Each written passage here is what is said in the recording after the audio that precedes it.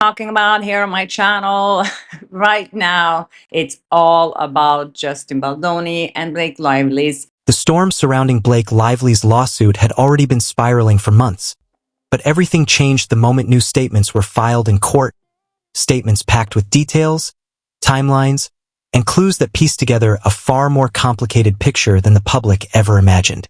The documents, submitted by Wayfarer Studios as part of their argument outlining the undisputed facts of the case, painted a portrait of a film set quietly boiling with tension long before the world ever heard a whisper of conflict.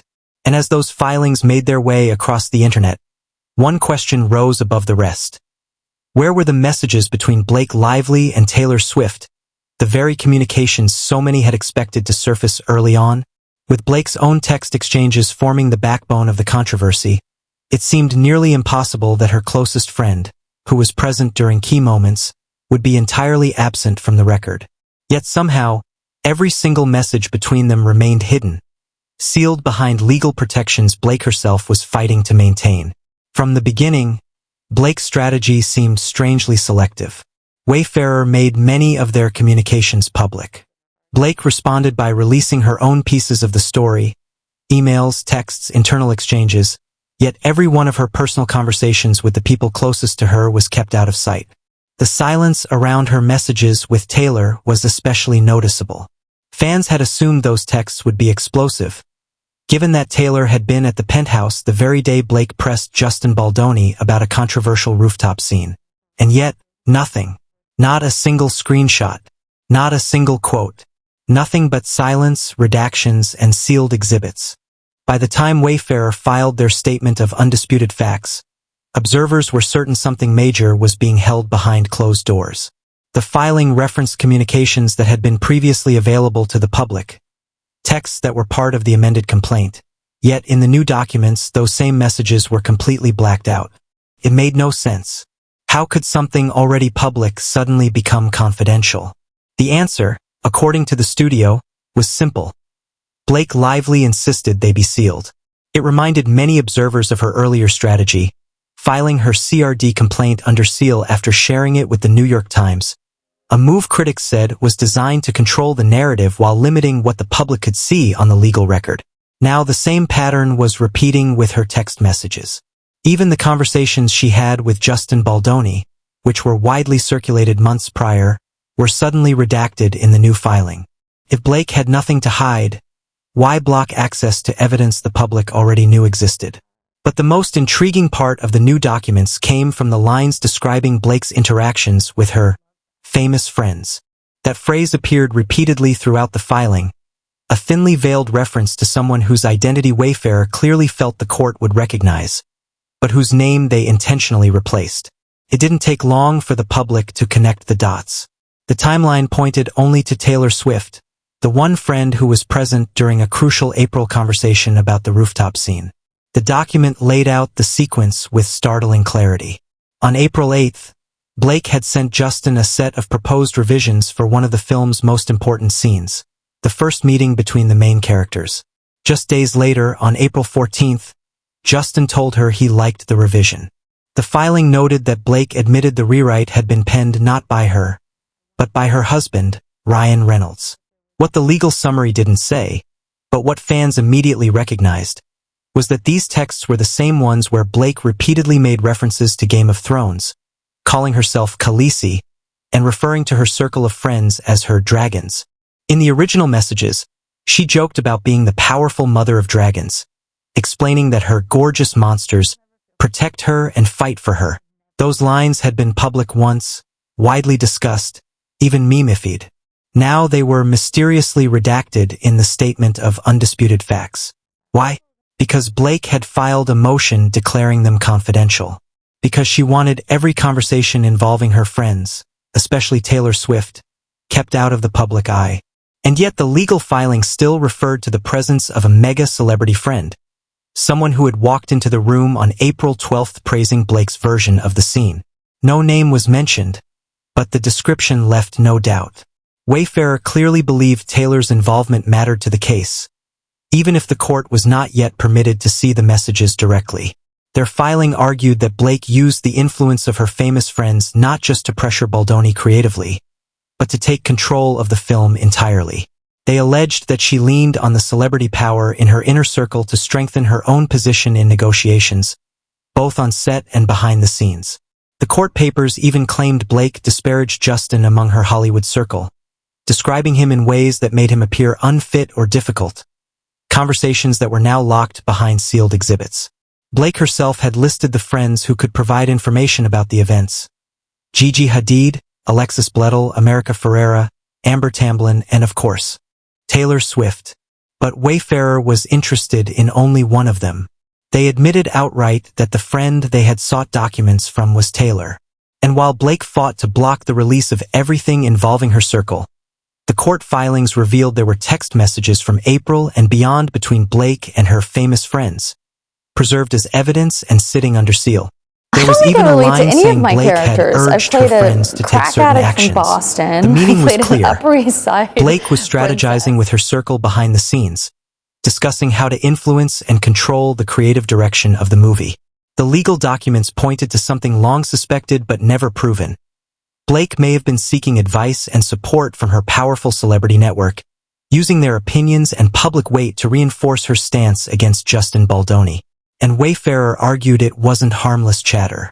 They claimed Blake was leveraging star power to force her way into the editor's chair, a move she repeatedly pressured Sony to approve. On February 22nd, she told the studio she would not promote the film unless she was permitted to participate in the edit. In the weeks that followed, she continued to involve her famous friends in discussions about the film, even while criticizing Baldoni in private texts. The filings even noted that she had brought high-profile friends to screenings of her version of the film. Blake herself had named Bradley Cooper and Hugh Jackman as two people present at a private showing of her cut, an event meant to demonstrate her vision for the movie.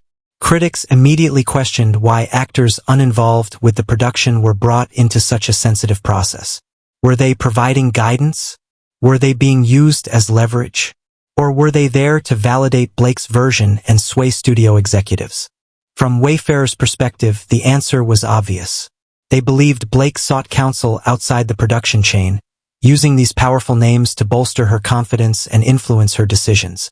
They pointed to the fact that Bradley Cooper, Hugh Jackman, and Taylor Swift all appeared in various parts of the timeline, sometimes through text, sometimes through screenings, sometimes through offhand references in deposition excerpts. And the filings hinted that more than one of Blake's friends had been involved in conversations about the film at critical moments. Even more compelling was the testimony from Justin Baldoni himself. Though the filings only contained clips of his deposition, the small portions available revealed his belief that Taylor Swift, Hugh Jackman, and filmmaker Sean Levy were all part of Blake's inner circle influencing the film. In one passage, Justin explained that by the later stages of the project, he was being sidelined entirely. He said he had been forced or threatened into stepping away from his own film. He recounted how Blake had succeeded in removing his "a film" by credit, how he had been pushed out of marketing decisions, how he was erased from major promotional materials. The fallout spread beyond the screen. Justin explained that the entire cast unfollowed him, something that happened publicly and dramatically just before the film's release. That kind of synchronized unfollowing wasn't subtle. It was a message. It sent a signal to fans, studios, journalists, and insiders alike. The impression was that the cast had turned against him, and the timing suggested it was organized. Yet in Justin's telling, the real pressure came not from the cast, but from the network of powerful individuals surrounding Blake. He testified that Blake had been working directly with Taylor Swift to secure the song she wanted in the film, implying the decision was influenced by personal allegiance rather than creative choice. He claimed he knew that was a battle he could not win. Taylor's involvement made it impossible for him to push back. There were whispers before. A crew member months earlier had claimed Taylor wanted her composer involved. The rumor was dismissed by some as fan speculation, but now it seemed the deeper truth was that Blake was bringing in the Deadpool/Wolverine team for music input. Hugh Jackman, Sean Levy, Ryan Reynolds, names that carried enormous Hollywood weight, were all part of the creative echo chamber Blake had turned to. Why did she scrap the entire composed score at the last minute? Why replace it with a playlist-style soundtrack and a different composer? Wayfarer suggested the answer lay in the search for a PGA credit. Critics believed the answer lay in her consultations with her circle. Either way, the fingerprints of her dragons were everywhere. Justin's testimony painted him as someone who had poured years into the project only to watch his authority evaporate. He seemed earnest, frustrated, and defeated. Someone who felt the ground shifting beneath him as Blake built her own empire around the film. His version of events made it clear he believed Blake's friends played a pivotal role in her takeover. Whether directly or indirectly, whether intentionally or not, their influence was woven through critical decisions. What made the second wave of the scandal even more chaotic was that the conversation had already shifted from simple accusations to something much deeper. A confrontation between Hollywood power, private loyalty, and the kind of behind-the-scenes maneuvering the public usually never hears about. By the time the rumor about alleged private messages between Blake Lively and Taylor Swift reached its peak online, the narrative had already split into two camps. One claiming the messages were taken out of context, twisted screenshots with no provenance, while the other insisted they revealed a calculated attempt to discredit Justin Baldoni and regain creative leverage after tensions on the set of It Ends With Us. And while no one from any camp stepped forward with a genuine, verifiable statement, the internet thrived on the ambiguity. It treated speculation like fact until even half-baked hints started sounding believable. But at the core of the rising noise, there was something more interesting. Hollywood insiders who began talking, quietly, anonymously, but consistently, painting a picture of a production that had been under strain long before the public even sensed the first crack. What they described was not a single explosive event but a slow buildup of frustrations. Disagreements over directing choices, conflicting visions about the emotional tone of certain scenes, disputes about what story beats deserved more weight, and underlying all of it, two extremely different creative philosophies. Justin Baldoni came in determined to bring emotional simplicity and grounded realism to Colleen Hoover's story, focusing on vulnerability, raw performances, and soft realism. Blake Lively, on the other hand, reportedly pushed for a more expressive, glamorous approach. Something visually polished, something that captured market appeal without losing the emotional hook. Those differences on their own wouldn't normally cause a storm. Hollywood has been built on artistic disagreements, but what inflamed everything was the atmosphere around the project. Enormous online hype, intense fan expectations, and the pressure of adapting a book with a cult-like following. People who were present said the tension would simmer, then cool, then return stronger. Like a cycle everyone expected but no one stopped. And as the months passed, even small creative disagreements began feeling like power struggles. That slow tension created the perfect environment for misinterpretation. So when rumors surfaced claiming Blake had complained privately about Justin mismanaging scenes or weakening the film's potential, people didn't dismiss them outright. They sounded too close to what insiders had hinted for months. Then came the extra twist. The claim that Taylor Swift, as Blake's closest friend, became a sounding board for everything happening behind the camera. According to the online theory, private messages showed frustration not just with Justin, but with what some believed was a growing divide between the cast's expectations and the direction Justin was steering the film. Whether or not the messages were ever real almost didn't matter anymore. The narrative had taken a life of its own. Screenshots began circulating without metadata, without timestamps, without verifiable origins, yet presented as if they were pulled straight out of an investigator's folder. People posted breakdown videos, paused on blurry text bubbles, zoomed into pixelated names, then narrated confidently as if they had the full story. To the viewers, perception became reality, and reality became whatever the loudest voice declared. The timing couldn't have been worse for Blake. While her team tried to emphasize that she had nothing against Justin personally, the internet had already chosen its storyline. A behind-the-scenes rivalry. A creative coup. A private conversation turned public ammunition. The most viral interpretation claimed Blake had hoped to gain a stronger grip over the film's final cut, and that the alleged texts reflected frustration over Justin's position as both director and actor, someone with greater influence over the film's shaping. But even that theory had contradictions. Other insiders said Blake had no interest in taking over directing duties. She simply wanted the film to align with the emotional impact fans expected. Yet no matter which version people believed, the central theme stayed the same. a project weighed down by clashing visions. The alleged texts escalated the confusion further. Some supposed leaks suggested Blake was venting about rushed shooting schedules, reshoots she felt were mishandled, or scenes she believed were tonally off. Others suggested she felt Justin overprotected certain character dynamics to match his interpretation rather than what she felt the book demanded. But here again, nothing was verified. Most of the so-called leaks were inconsistent with each other. Some even repeated phrases that fans had used online weeks prior. That didn't stop them. In fact, the contradictions ironically made them more shareable because each new angle gave people something to argue over. Taylor Swift's name entering the narrative didn't help the calm. The moment someone attached her to the rumor, accurate or not, the story exploded into every corner of social media. Suddenly, what had started as a film set disagreement was being framed as a celebrity alliance plotting a strategic takedown, a theory so inflated it barely resembled the practical reality of filmmaking. Some users claimed Taylor was advising Blake on how to navigate production conflicts. Others claimed she encouraged Blake to stand her ground. None of this came with proof. Still, the idea spread because it fed the public's fascination with the dynamics of famous friendships. It amplified the drama beyond a film dispute and into a spectacle of celebrity power blocks. Whenever Taylor's name gets attached to anything, especially drama, online engagement multiplies instantly. But the real impact wasn't in the rumor itself. It was in how the rumor reshaped the lawsuit discourse. By the time Justin Baldoni's legal responses and motions circulated publicly, the internet had already begun interpreting them through the lens of the unverified messages. So normal legal phrasing, standard affidavits, procedural filings, or basic clarifications were being analyzed as if they were indirect references to the alleged messages. Suddenly, people were reading subtext into every sentence, assigning motives to every paragraph of legal commentary, and speculating about which portions aligned with the rumored texts. Legal professionals watching the situation unfold pointed out repeatedly how online discourse had detached from the actual case file, but at that stage, the online fire was too large to smother.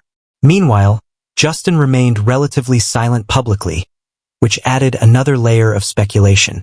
Some interpreted his quietness as dignity, others as strategy, others as confirmation that something bigger was being discussed behind closed doors. In Hollywood, silence often leaves too much room for imagination, and imagination fills that space aggressively. But those close to Justin argued that he didn't want the situation to devolve into a PR battle. He wanted the project and the people involved to be judged on the quality of the final product rather than rumors that blurred truth and fiction. Blake's public image, however, took the heavier blow because she was already the more visible figure in the debate. Every expression she made in interviews was dissected. Every unrelated appearance became material for commentary. Even the tone of her social media posts became part of the conversation. People began constructing emotional timelines based on photos, captions, and public events. And as the rumor grew, fan communities started fighting among themselves, splitting into Team Blake, Team Justin, and neutral but watching with popcorn. These factions ran entire theories, complete with edited clips, graphics, memes, and fabricated insider statements. The spectacle became so large that the real story, the actual lawsuit, the actual tensions, the actual progress of the film, was drowned beneath layers of sensational speculation. The irony was that many insiders insisted the conflict, while real, was nowhere near as dramatic as the internet imagined. But nuance is boring online. Drama thrives. So the gap between truth and perception widened with every shared video and every reposted screenshot. Even Taylor Swift's silence became a topic. Some people claimed her lack of comment was a sign of guilt. Others claimed it was a sign she considered the rumor too absurd to address. In reality, she likely didn't want to feed a fire that had nothing to do with her professionally. But when a story reaches a certain level of virality, silence becomes interpreted however people choose. As the dust slowly began to settle, studios and PR teams realized the narrative needed grounding. Legal advisors reportedly began recommending measured statements, not addressing rumors directly, but reinforcing the importance of verified information, clarifying production processes, and redirecting focus to the film itself. At the same time, Justin's team attempted to reframe the discussion back to the lawsuit's factual core rather than the noise surrounding it. Even Blake's team pushed for shifting emphasis toward professionalism, continuity, and the film's completion rather than the rumor mill swirling around her name. But by then, the rumor cycle had already damaged the perception of unity within the project. And whether or not the alleged texts were real became almost irrelevant. What mattered was how deeply the public believed they were. In the end, the scandal reshaped the public's understanding of the film long before it even premiered. Created expectations, some negative, some curious, all dramatic. Fans began watching the cast's interactions with more scrutiny. Every promotional moment became a potential signal. Every glance became a meme. The rumor had evolved into a narrative force, and the narrative was louder than the truth. The situation revealed how fragile reputation becomes when private frustrations, real or fictional, meet an audience eager for conflict. It showed how quickly a small disagreement can transform into a sprawling web of theories once the internet gets involved. And most importantly, it highlighted how fame magnifies every whisper into an echo chamber large enough to drown out the actual voices of the people involved.